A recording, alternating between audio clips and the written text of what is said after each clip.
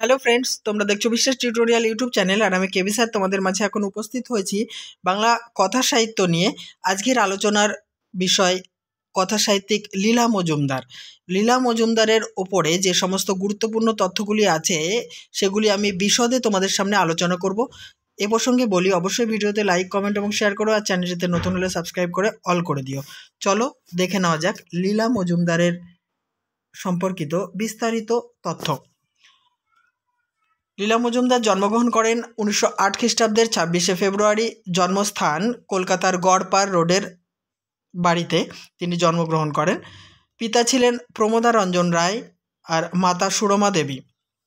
লীলা মজুমদারের বিবাহের পূর্বের নাম ছিল লীলা রায়। লীলা মজুমদার বিখ্যাত নোবেল জয়ী সত্যজিৎ রায়ের পিসি ছিলেন। এখন জানব লীলা মজুমদারের গল্প গ্রন্থ সম্পর্কে।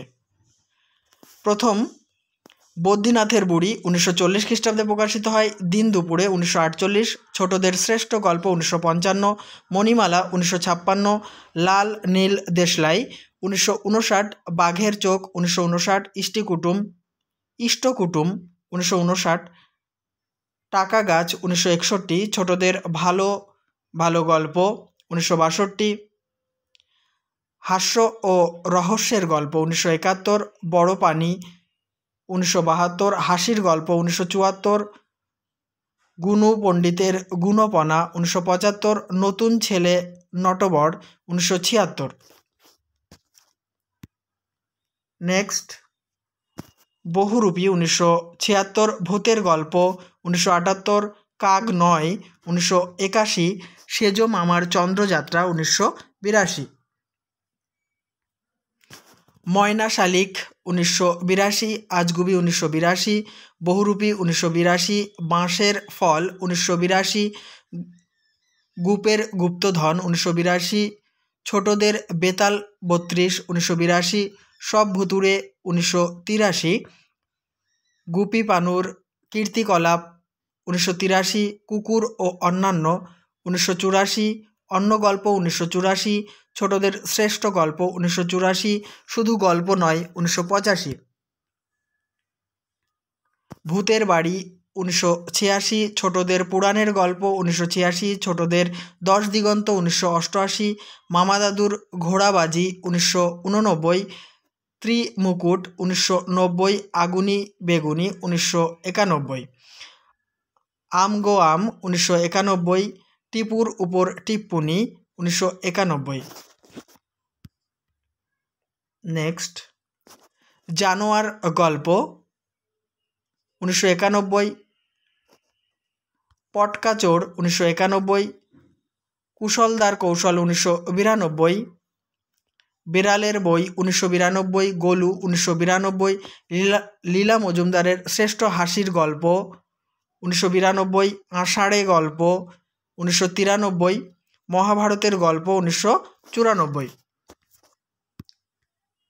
নেক্সট, চিচিং ফাঁক 1994, কল্পবিজ্ঞানের গল্প, আলাদিনের আশ্চর্য প্রদীপ, নেপোর বই 1969, নোটোর দল, ফুলমালা, বাঘিয়ার গল্প, বাঘ শিকারী বামুন, মিঠুর ডায়েরি, চিরদিনের গল্প, এটি 2000 সালে প্রকাশিত হয়।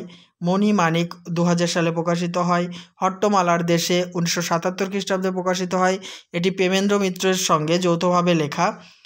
হীরেমতি পান্না 1978 খ্রিস্টাব্দে প্রকাশিত হয়েছিল। অবনীন্দ্রনাথ ঠাকুর এবং প্রেমেন্দ্র মিত্রের সঙ্গে একত্রে রচনা করেন এটি।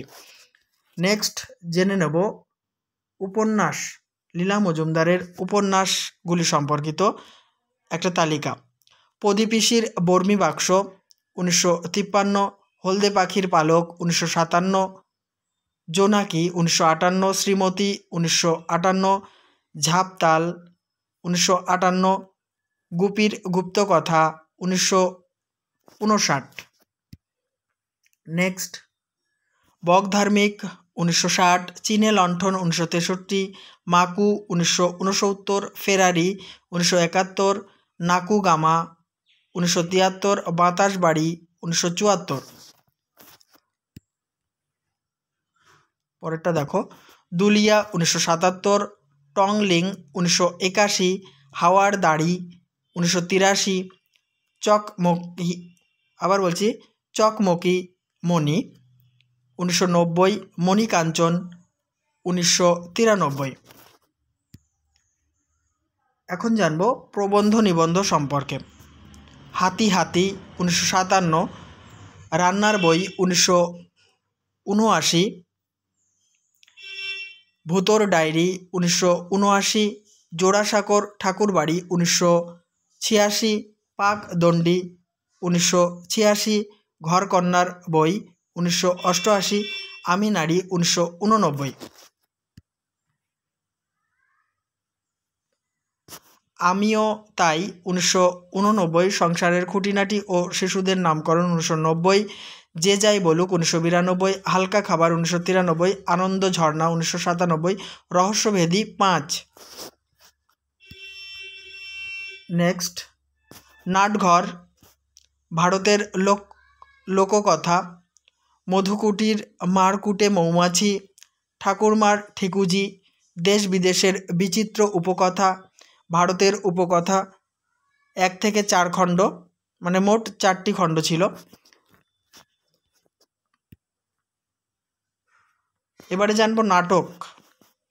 বক বধপালা 1959, গাওনা 1960, মোহিনী 1963, লঙ্কা দহনপালা 1964, লীলা মজুমদারের ছোটদের নাটক সমগ্র।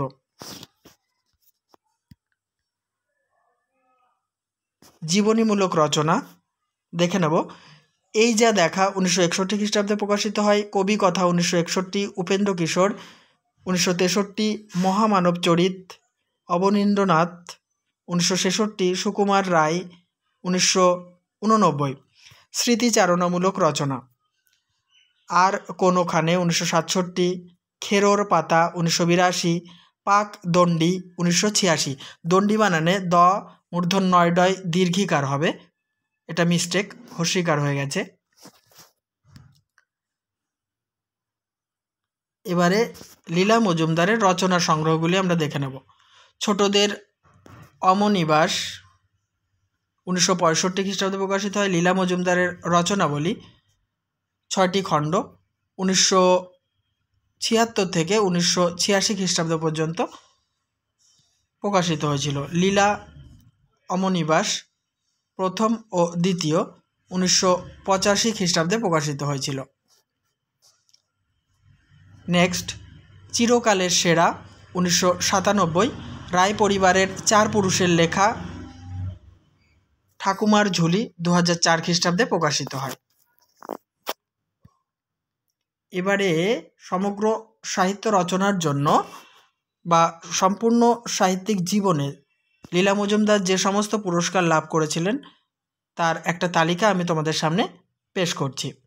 আনন্দ পুরস্কার লাভ করেন, ভারত সরকার প্রদেয় শিশু সাহিত্য পুরস্কার পান, বকবধপালা নাটকের জন্য 1959 খ্রিস্টাব্দে সঙ্গীত নাটক একাডেমি পুরস্কার লাভ করেন। এছাড়াও রবীন্দ্র পুরস্কার, বিদ্যাসাগর পুরস্কার, ভুবনেশ্বরী পদক, ভুবনমোহিনী দাসী সুবর্ণ পদক, দেশিকোত্তম ডি লিট উপাধি পেয়েছিলেন। এই আলোচনার সঙ্গে সঙ্গে সাহিত্যিক লীলা মজুমদার সংক্রান্ত পুঙ্খানুপুঙ্খ তথ্য তোমাদের সামনে উপস্থাপন করলাম।